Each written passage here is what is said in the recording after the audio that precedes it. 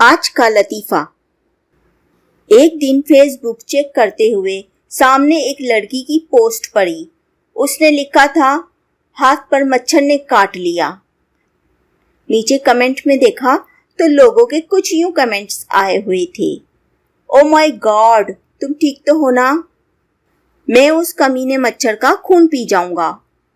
मैं अभी आता हूँ घर, मेरे साथ अस्पताल चलो, इन्फेक्शन हो सकता है।